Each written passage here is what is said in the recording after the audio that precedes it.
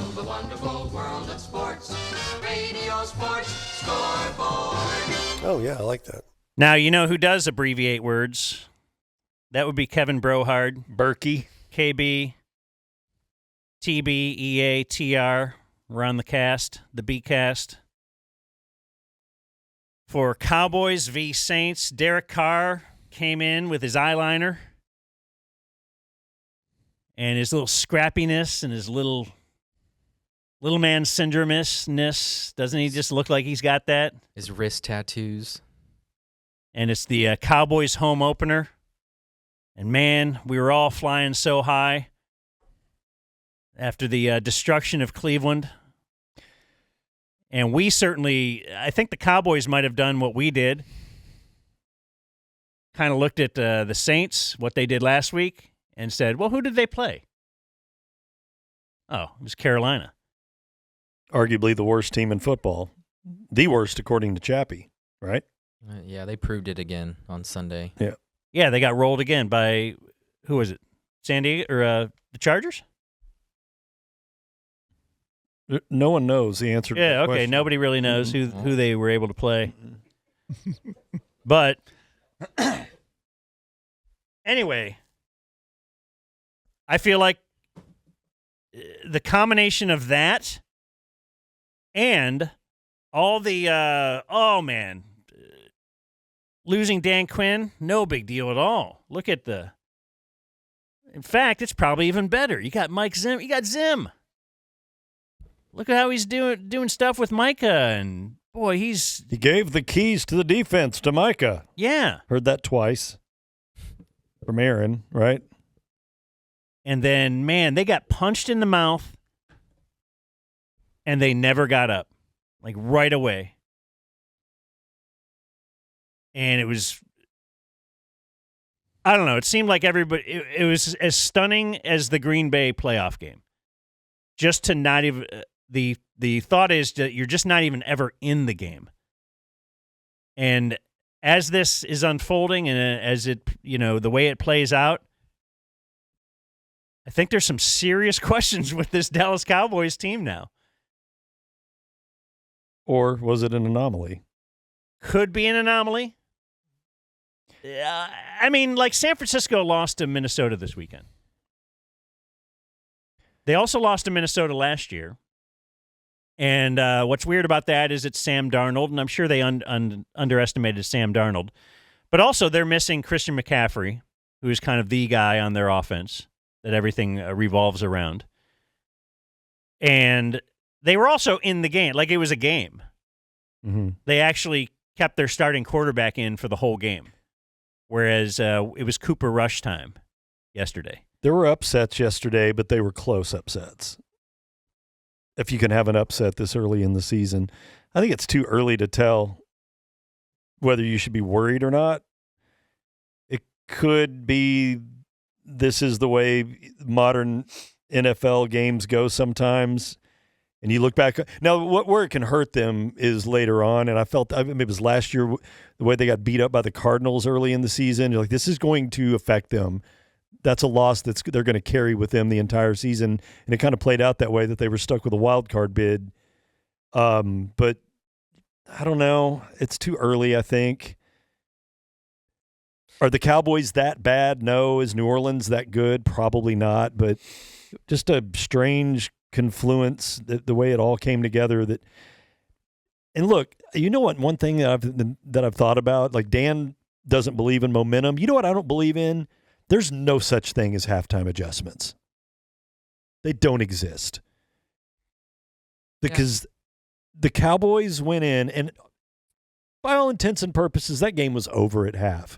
Unless they can make some halftime adjustments and find themselves, and they arguably played worse in the second half than they did in the first. Yeah, with the technology they have, I think that's overblown. I think your adjustments are series to series now. I agree with that. So I think you're just going in there to get a blow and some water and maybe get back out there. Talk with the coaches maybe. Right. We never hear players, hey, we really rallied together at halftime, changed the way we did things. You don't really hear that anymore. To me, I thought week one was kind of deodorant for the Cowboys. This was the more, because coming into it, we thought Well, the Cowboys couldn't stop the run last year. What did they do to improve? Well, not much. Brought in a couple linebackers. You traded for a defensive tackle. You didn't really shore that up. You knew they didn't have a running game. They brought Zeke back and really didn't add to that room. So I think those problems that we thought might happen in the offseason came to fruition yesterday. The Cowboys did not get better from last year at all. No, who thought they did? Well, after week 1, you thought, maybe the Cowboys are just this good. Even before week 1, who thought that the Cowboys, I thought that was kind of like a given that everyone knew that they were not going to be as good as they were or have better personnel than they had last year. Because they don't. No. I can't remember who said it, but yeah, the Cowboys didn't get better. They got more expensive. Because really the only thing they did in the offseason was, if you want to say offseason, sign CD and sign Dak. That's it. Oh, and re-sign their long snapper. Yeah, and they let some of that defensive line depth walk. Mm-hmm. A lot of it to Washington, Pat. He was in Washington.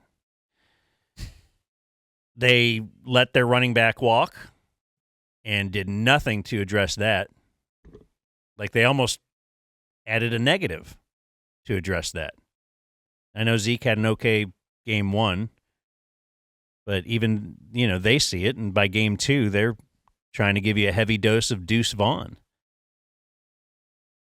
And then they didn't address wide receiver either. I think the Saints just did what everyone thought this is how you stop the Cowboys. Just double CD. Then what? Right. So that's my big areas of concern, just what you mentioned. The run defense, running backs, and wide receivers. Because, Brady, we'll get into him later, but, hey, look, they're bracketing CD. Where can Dak go? Mm-hmm. And on the 4th down in the 4th quarter, he went to Span Ford. He went to people that I didn't even know were on the team. And that's going to be the problem with this offense. There's no depth. Span Ford.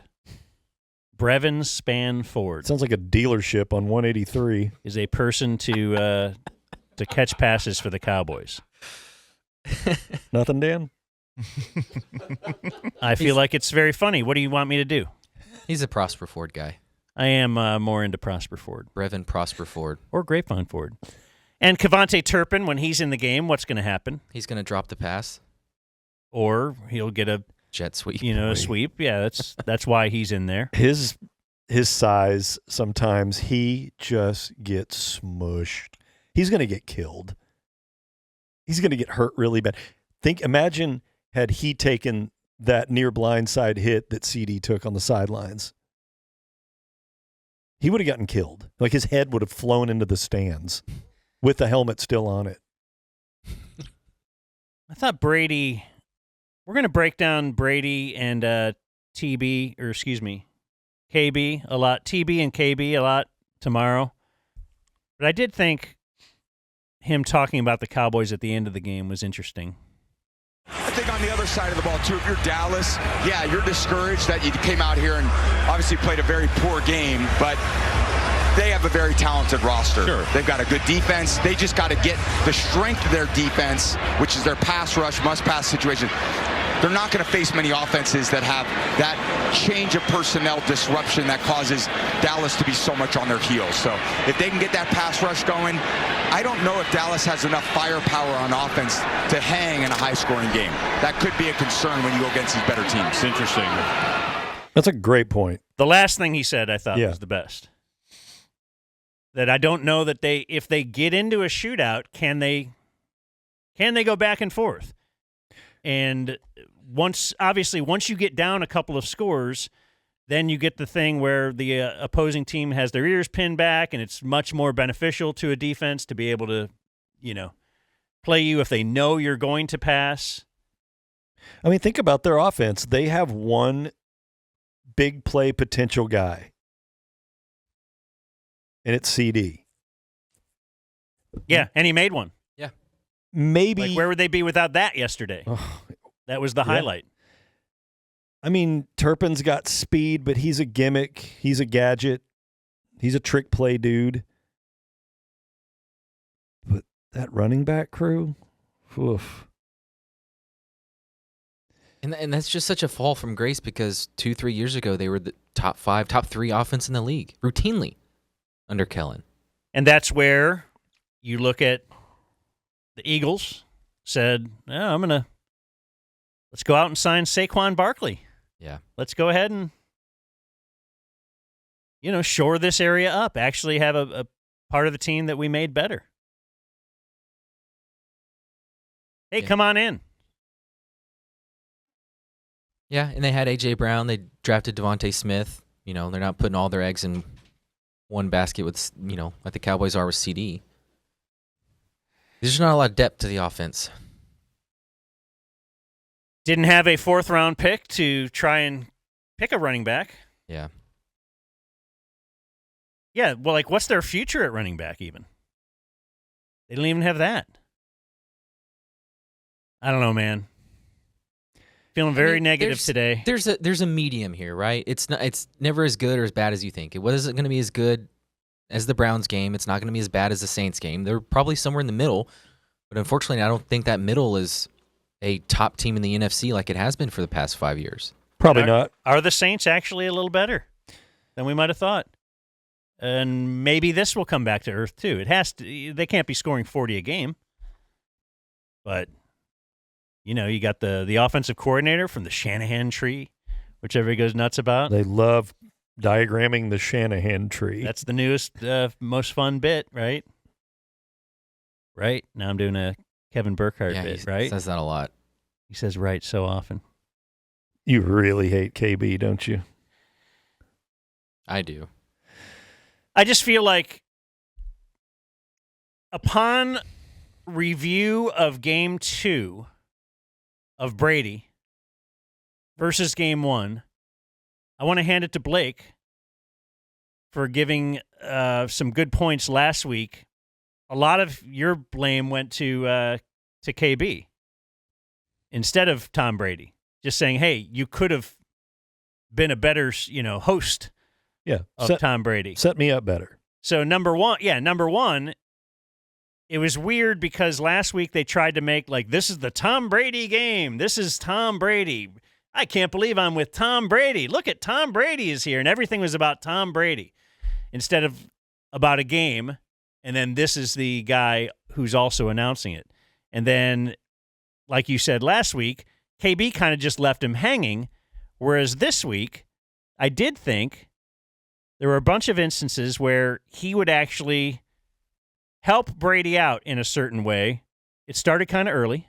Tom, this offensive line with the young guys, the 2 rookies, they held up all right last week against Cleveland. I thought they looked pretty good. Cooper Beebe is the new center going on the road, did a great job. So that's a little annoying sometimes if you have to keep saying someone's name and then giving them something to say, because Joe Buck doesn't have to do that. He doesn't have to say, Troy, what about blah, blah, blah. Right. But with week 1 Tom Brady, apparently you might have needed that. It's on the job training, too. And I thought the more he did that, the more then Brady would kind of just take it upon himself to just grab it. Yep, I as agree. the game went on. I thought he was a lot better yesterday. 1,000% better. Here's another one. I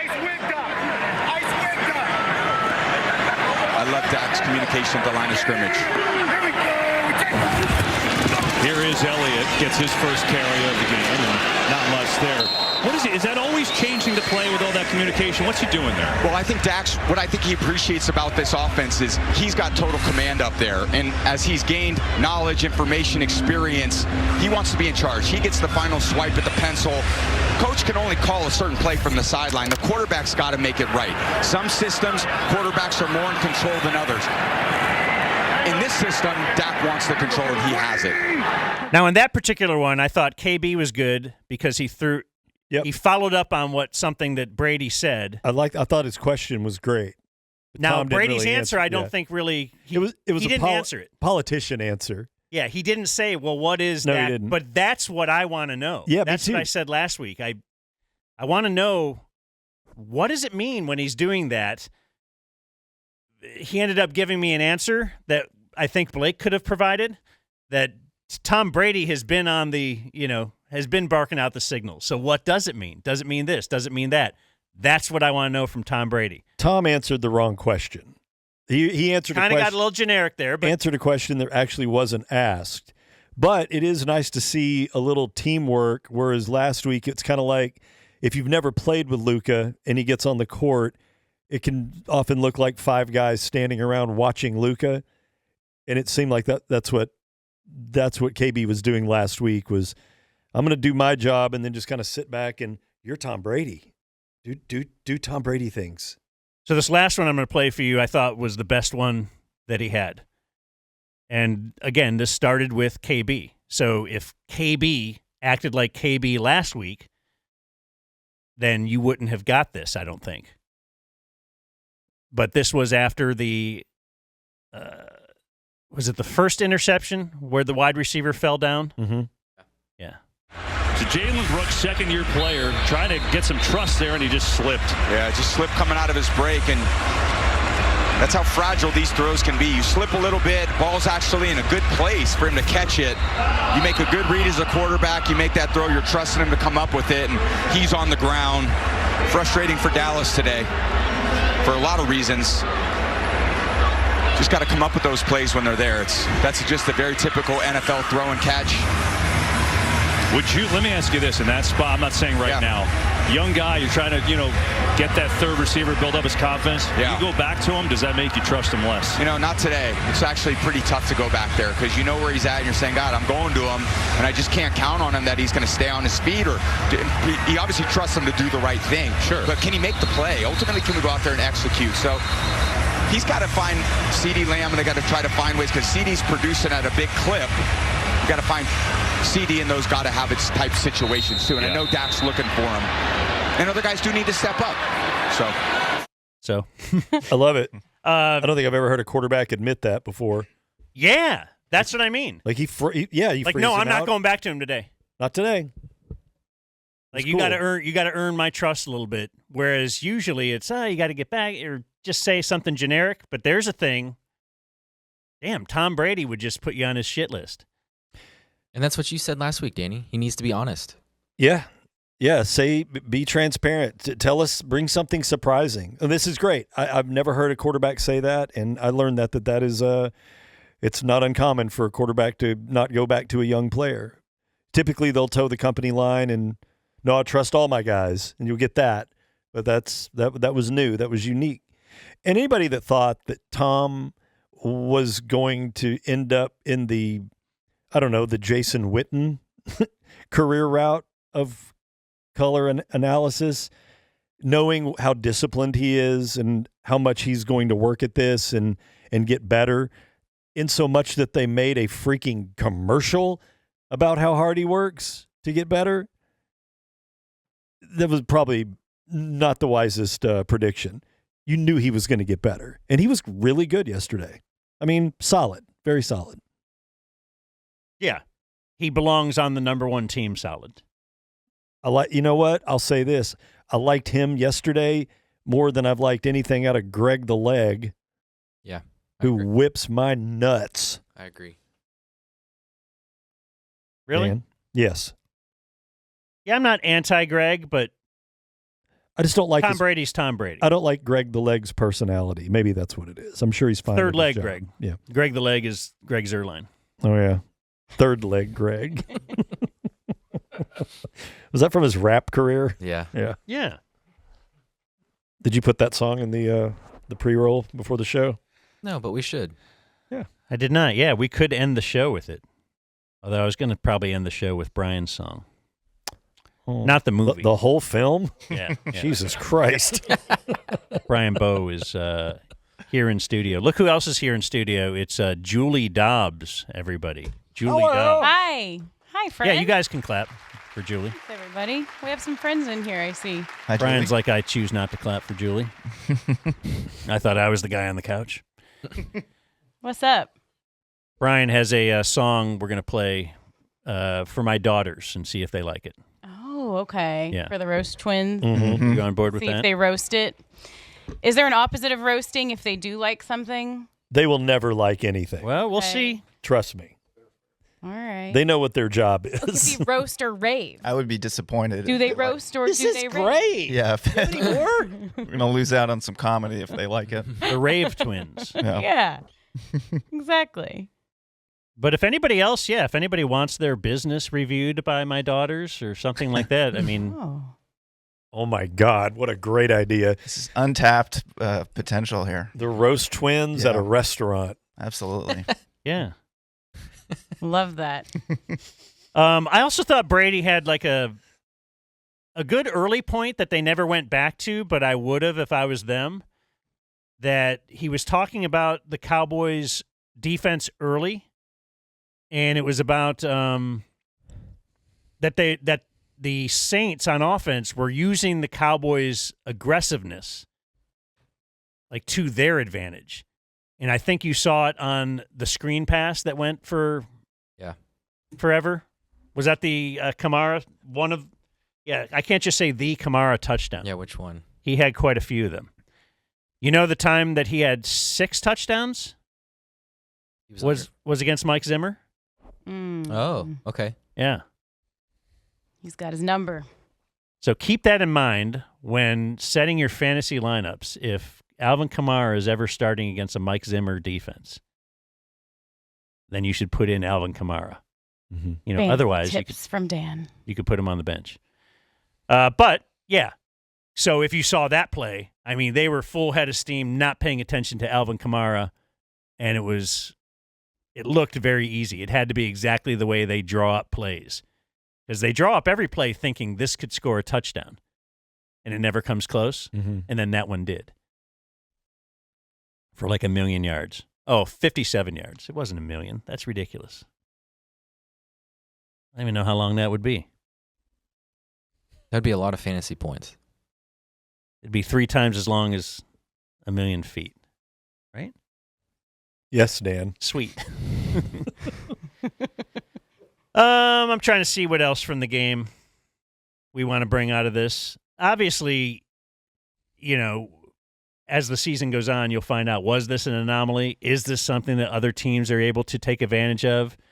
A couple years ago, that kind of happened. You know, the Denver game of a few years ago reminds me that, now they, the blueprint was out. But, for all the, like, we knew that they lacked in wide receiver, but we're putting a bunch of money in the quarterback and wide receiver. We knew that their running back sucked, but in this day and age, you can kind of ignore running back. Shouldn't totally ignore it. But the real surprising thing is, of course, the defense giving up, 35 by halftime. That wasn't supposed to happen. Derek Carr scoring his first 6 possessions. Touchdowns, not just scoring. It's terrible. What if Derek Carr's reaching that point in the Venn diagram where playing quarterback in the NFL finally makes sense and he just breaks out? I think we saw your first head coaching hire of the offseason in Clint Kubiak. I mean, his first 2 weeks, 47 and 44 yesterday. Tied an NFL record? I mean, it's obviously he's got to put a full season together, but this feels very, let's grab this hot young OC, a part of the Shanahan tree. I think it's the second. It's either ties or it's the second most points ever scored in games 1 and 2 of an NFL season. And one against a defense that allegedly is badass. And if McCarthy gets the boot, You bringing him over here? next Cowboys head coach. You're off Dion? You're I'm not off- on the Dion train anymore? Just based off of this was Jerry after the game, and in his scrum in the tunnels when he was looking all pissy down there. Mm-hmm. I love Jerry after a loss. He's so angry. But this stuck out to me in his post media scrum because he brought this up. All of it's around. The other thing I'd say to you is there's a lot of different identities that can win games. A lot of different type systems that can win games. That one we played against out there, I'm taken back by it. I'm impressed by it. But I'm also will want to say we're better than we look out there today. So looked better, but man, did y'all see the way they ran the ball? How many touchdowns they scored? Ambiguity. Mm-hmm. A lot of teams, what did he say? takes There's a lot of differences. many different identities can win a game. Mm-hmm. Is that what Yeah, he said? because somebody, it stems off the question, like, what's this team's identity? Identity theft. Because what is their identity? crisis? But it's very Cowboys to Really see rich quarterback. see two tight ends That's about working in all. New England. Oh, Mhm. we got to do that. Oh, all these other teams are running the Shanahan offense. Oh, we got to do that. Mm-hmm. So I think that's fitting. For Yeah. Jerry. Yeah, now he's like, maybe we should have Maybe. addressed running back in the offseason. I don't know. Well, it's I just mean, I like annoying when Jerry Is says he? stuff like that because he doesn't know that this team's a lot better than that. Nobody does. We've seen 2 games from them. They were quite opposite games, but nobody knows that this Dallas Cowboys team is any good at all outside of that first game. And the second game was absolutely terrible. And the game before that first game was absolutely terrible against the Packers. And the defense was absolutely terrible. And you got worse over the offseason. Why is anybody shocked about any of this? And also, how can Jerry say, we're better than that? Oh, really, Jerry? Are you watching practice every day? Are you talking to the coaches? Like, I don't think you are better than that. I hope you are, but who knows? It's just, I wasn't shocked at all by anything that happened yesterday, honestly, but it's quite sad. Yeah, obviously the defense is the story, but then the offense, going back to Brady's, the first thing we played today, the offense did light it up for 3 in the second half when the defense was kind of in a prevent mode. And that's where you get your garbage stats and you can score a lot of points in situations like that, and they still couldn't. No. In fact, they turned the ball over. And that's going to happen if your defense is not the world-beating defense that you thought it was or that you think it could be. Yeah, because it gets in your head as an offense too, right? If you know that like all the pressure's on you all of a sudden because the other side of the ball can't stop anything, well, then you can see that coming out in the mistakes that they start making, and it's just a bad combination. Let me play you something from the postgame with Dak, because we're talking about expectations. They didn't get better over the offseason, what have you. This was a very frustrating answer for me from Dak in the postgame. To have today, is this just the way the league goes? So they were saying, you're on cloud 9 after the Browns game. You come back down to earth. Is that kind of frustrating, this week-to-week balance in the NFL? To have today, is this just the way the league goes? Yeah, I mean, it's the NFL. I talk about each and every week. No games are played on paper. As far as riding a high, I know I wasn't personally. I don't think the guys in the locker room necessarily were. I mean, I talked about how much meat we left on the bone offensively.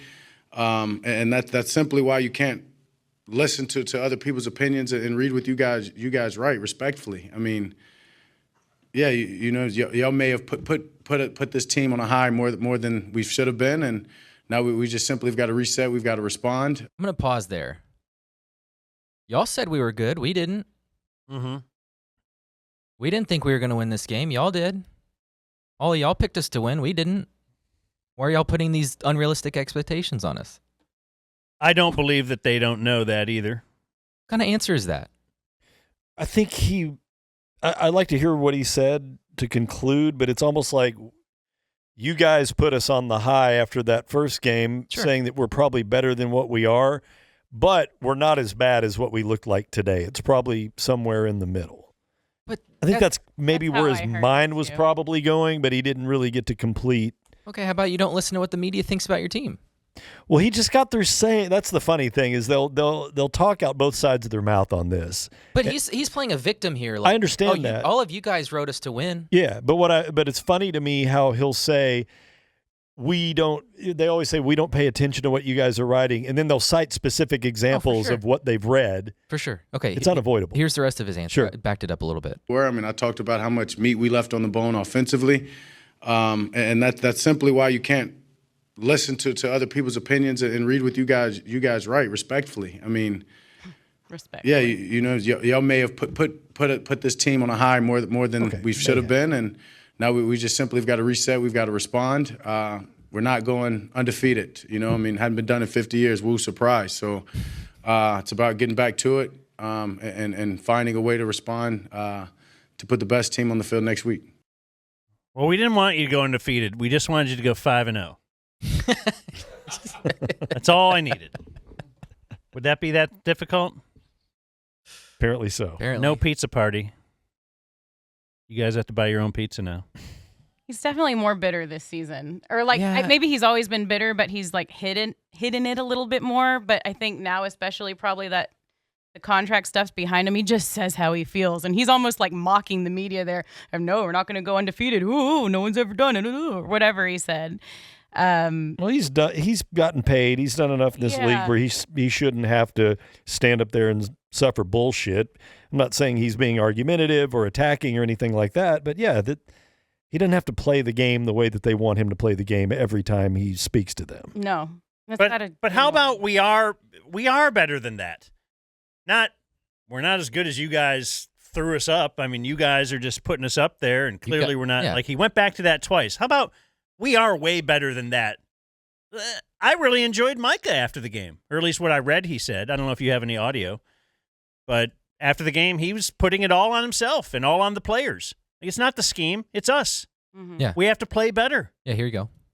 To me, it had nothing to do with the scheme. I thought it was him called a pretty good game. Now, there was a man play we happened in the screen, but at the end of the day, that's life. You know what I'm saying? You always want no play's going to be a perfect call.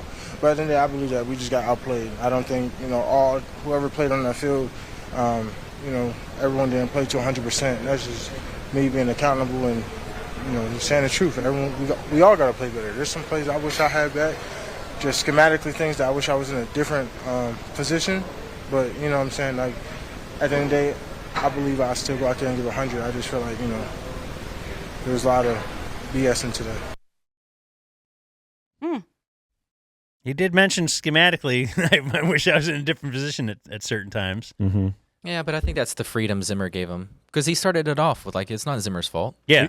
Zimmer did give him the keys to the defense. I've heard that. Did you hear that? From EA. From EA Sports?